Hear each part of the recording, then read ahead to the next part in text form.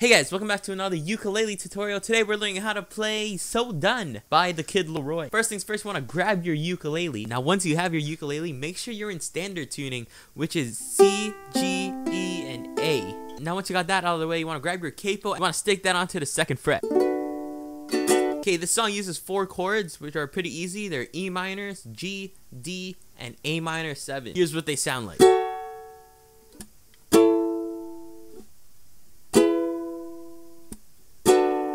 Okay, now that we got that out of the way, let's get on to the strumming pattern. So the strumming pattern is hit and then up, down, up, which will sound like this.